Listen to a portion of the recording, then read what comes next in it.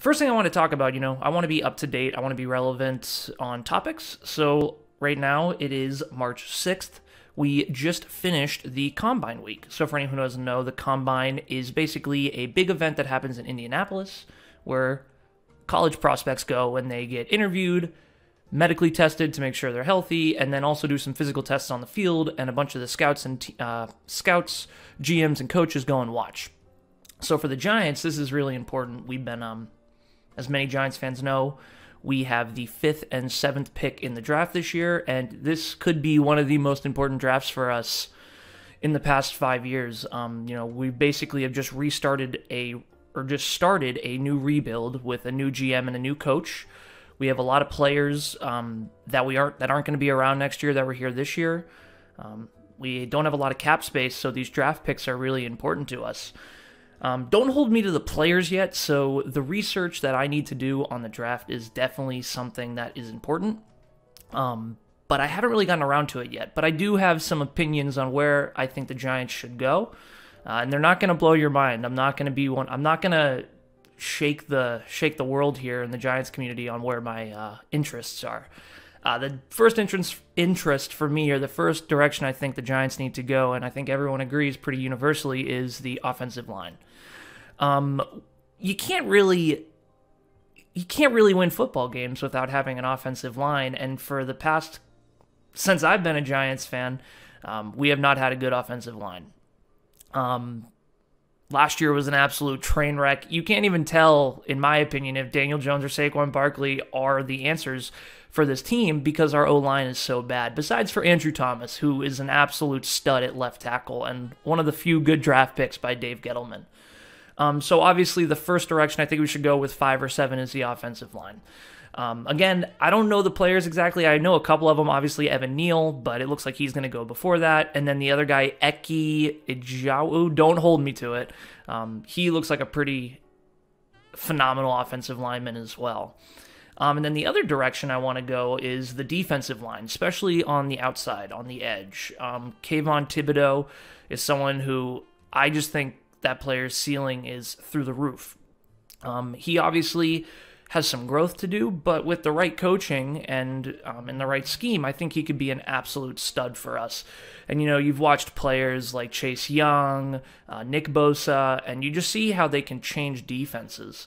So for me, that is something that is extremely exciting. And if he's there at number 5, you won't hear me complain at all.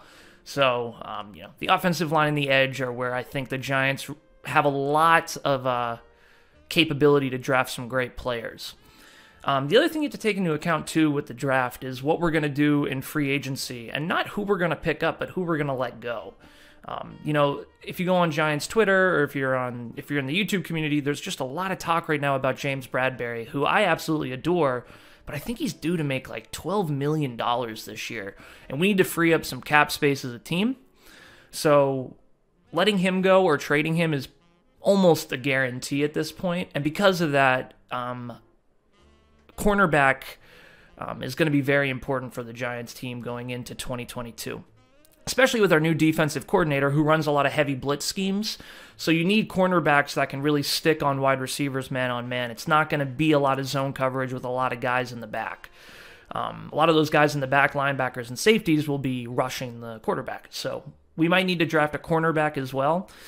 I'm indifferent. If we drafted a stud cornerback in the top 5 or 7 pick, okay. If that's what happens, let's say, all the good offensive linemen are off the board and Thibodeaux is off the board as well, then, which is likely, then I can understand wanting to go maybe the cornerback route and pair that cornerback with Adoree Jackson, who I think will be here next year because his deal just kicked in, so it's kind of hard to get rid of him.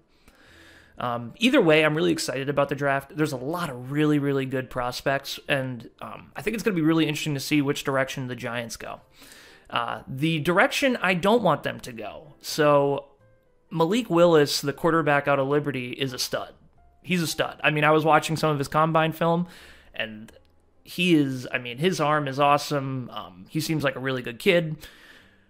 But it's just not the draft to take a quarterback, in my opinion. And the Giants are not in the place to take a quarterback right now. And, I just don't think a quarterback right now is the right choice. Do I believe Daniel Jones is the long-term answer? No, I don't. If I had to make a decision, I don't think he is.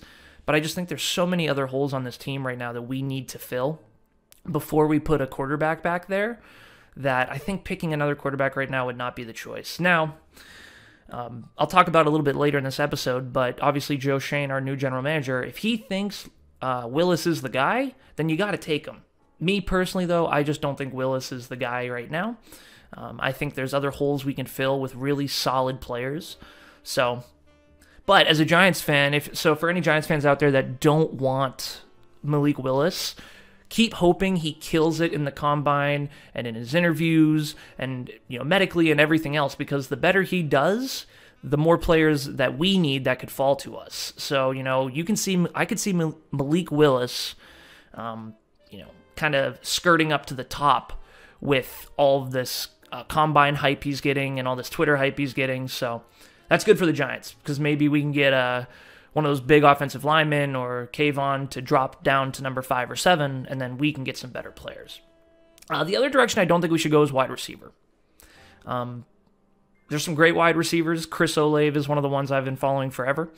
But we already have Kenny Golladay on a contract we can't get rid of.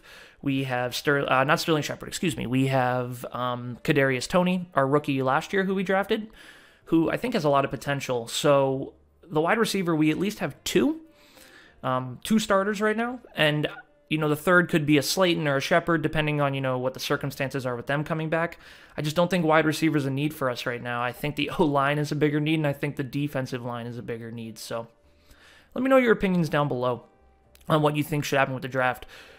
Going forward, I'll make sure to do my research on the players and maybe do 1 or 2 mock drafts myself. I've never done one before, so it'd be something fun to do. But I do watch the draft and follow everyone else on it, so it would be something I'd be excited to kind of dig into. So let me know if that's interesting to you.